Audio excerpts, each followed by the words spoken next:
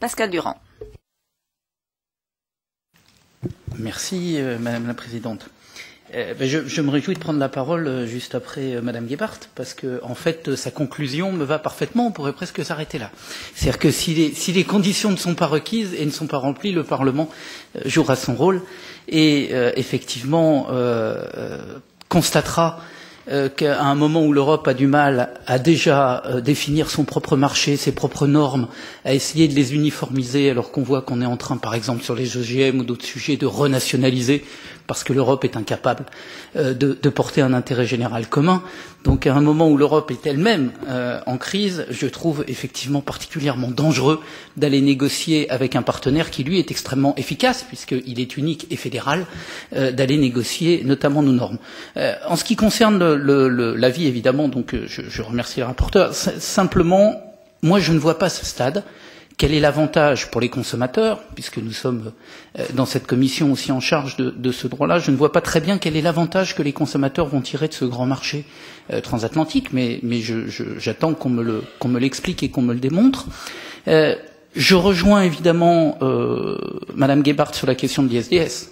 La question de l'ISDS n'est pas simplement le fait que dans le plus grand marché mondial, puisque c'est 40% des échanges commerciaux, donc ça devient la norme internationale, c'est d'ailleurs ce qui est souhaité, les États auront à rendre des comptes de leurs décisions d'intérêt général devant une justice privée. Donc là aussi, je pense que c'est un débat dont nous ne pouvons pas nous dispenser et qui par ailleurs portera l'atteinte à l'égalité.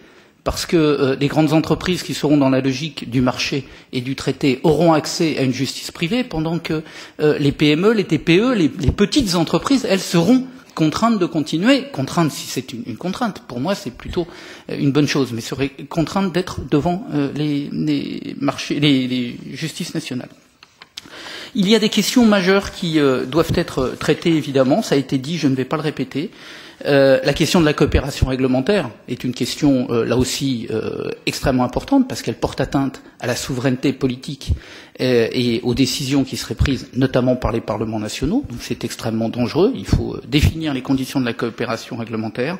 Et je passerai très rapidement, parce que ça va faire partie des débats, évidemment, la préservation des services publics, l'accès au marché public. Nous nous sommes battus pour que l'accès au marché public soit, en Europe, maintenant, beaucoup plus ouvert aux PME, aux petites entreprises, que nous y mettions des critères sociaux et environnementaux extrêmement importants.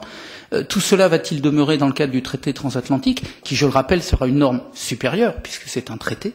Donc tout ça est très intéressant, très important, doit être débattu. Et donc ma conclusion est exactement la même que celle de Madame Gebhardt, à savoir que si nous sommes en capacité, si l'Europe est en capacité de préserver ce qui est l'essentiel de son fonctionnement, notamment les normes, la protection des consommateurs, la santé, l'environnement, une justice, un état de droit, etc. Si on est en mesure de préserver ça, alors tant mieux. Sinon, eh bien, il faudra en tirer les conséquences au niveau du Parlement.